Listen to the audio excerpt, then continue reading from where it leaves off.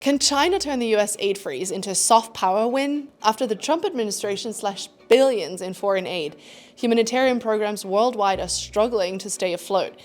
This raises a critical question. Could this be Beijing's chance to boost its global influence? But first, let's break down what soft power really means. Soft power isn't about tanks or troops. It's about winning hearts and minds through culture, aid, and diplomacy. In short, it's persuasion and not force. But persuasion only works when trust exists, and that's precisely where the US might be losing ground. He has lost a lot of trust. He has lost a lot of people that used to think of US as a dependable ally. You could say that China's already won by not doing anything at all. The US spent more on foreign aid than any other OECD country in 2023, and it has also been the UN's largest donor for decades. The US accounted for the biggest share of UN's peacekeeping effort, the humanitarian aid, and its food relief programs in 2024. Any pullout of that is going to leave a hole. But I think particularly the way in which the US has done this so abruptly, without notice or a window of opportunity, there is the immediate reaction in the global south, which is panic. The US's sudden withdrawal, along with other unpredictable moves by the Trump administration, fuels a narrative China has been promoting for years.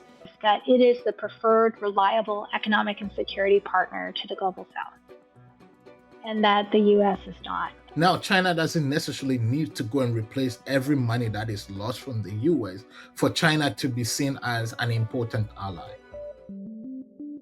It's hard to track down China's official aid data, but research estimates that its annual budget for foreign aid is between $2 to $3 billion, much smaller than that of the US. So China is unlikely to try to mimic or replace America as the largest bilateral supplier of grants and concessional loans, what we would call aid traditionally. But there are other kinds of financial support China is providing for the global south.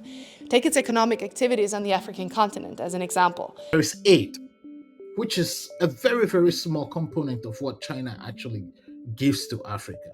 Then there is the loan component, which falls a lot under Belt and Road Initiative.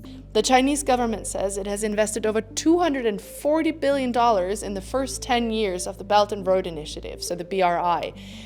The BRI is China's global project to build trade routes connecting Asia, Africa, and Europe.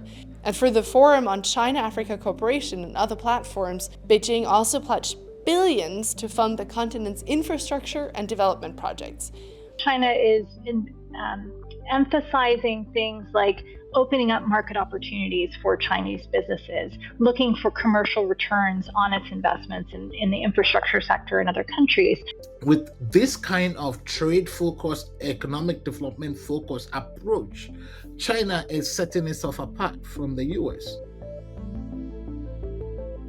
But this approach is not without risk. Large-scale borrowing could lead to unsustainable debt. China lends more money to other countries than any nation does, making it the world's biggest bilateral creditor. Pakistan, for example, owes China over $28 billion, while Chinese investment helped build and finance many of the country's power plants. The debts incurred by these projects have made energy costs unaffordable for many citizens.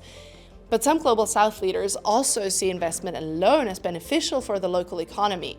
Having technology transfer, having FDI, having access to markets are definitely important ways to generate sustainable economic growth. I think debt financing isn't going away. It's important. It's dangerous. It's high risk, high reward. But I think that that needs to be matched with better watchdog capacity to ensure that leaders are making wise choices with regard to their investments. With increasing trade and economic cooperation, China seems to be already gaining ground. According to Gallup, a research firm for global polling, China's popularity is growing in Africa, even slightly overtaking that of the US. But not everyone in the global south is convinced. Many Africans appreciate, they are grateful for Chinese investment, but some of them also thought that China was sending inferior goods to their countries.